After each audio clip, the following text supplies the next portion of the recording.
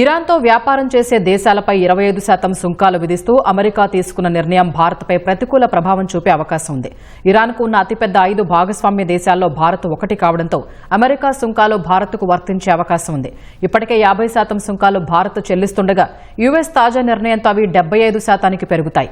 అయితే ఈ టారిఫ్లు ఎంతవరకు అమల్లో ఉంటాయనే దానిపైన స్పష్టత రావాల్సి ఉంది. అమెరికాతో వాణిజ్య సంబంధాలపై ఇప్పటికే అనేక సవాళ్లు ఎదుర్కొంటున్న భారత్ కు తాజాగా మరో సమస్య ఎదురైంది. రష్యా చమురు కొనుగోలు చేస్తుందన్న కారణంతో ఇప్పటికే 50% సుంకాలు ఎదుర్కొంటోన్న న్యూఢిల్లీకి మరో 25% సుంకాల భారం పడే అవకాశాలు ఉన్నాయి. అమెరికా అధ్యక్షుడు డొనాల్డ్ ట్రంప్ తీసుకున్న నిర్ణయమే అందుకు కారణం. ఇరాన్తో వ్యాపారం చేసే దేశాలపై 25% టారిఫ్లు విధిస్తామని ట్రంప్ చేసిన ప్రకటనతో భారత్ పై ప్రభావం పడనుంది. ఎందుకంటే ఇరాన్ కు ప్రధాన వాణిజ్య భాగస్వామ్య దేశాల్లో భారత్ ఒకటి. ఆ దేశంతో $1.68 బిలియన్ విలువైన వాణిజ్యాన్ని భారత్ కలిగి ఉంది. 2024-25 ఆర్థిక సంవత్సరంలో దాదాపు $1.24 బిలియన్ విలువైన ఉత్పత్తులను ఇరాన్ కు భారత్ కు ఎగుమతి చేసినట్లు గణాంకాలు చెబుతున్నాయి. ఇదే సమయంలో $0.44 బిలియన్ విలువైన వస్తువులను టెహ్రాన్ నుంచి దిగుమతి చేసుకుంది.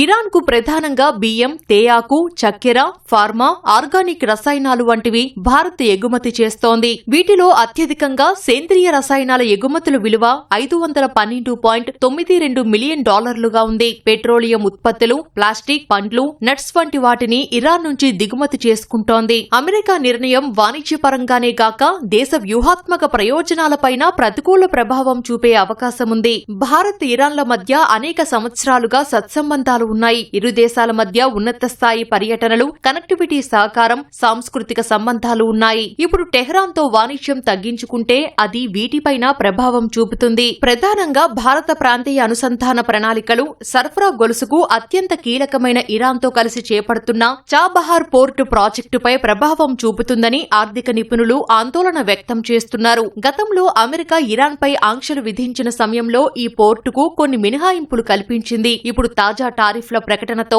ఈ ప్రాజెక్టు భవితవ్యంపై అనిశ్చితి నెలకొంది.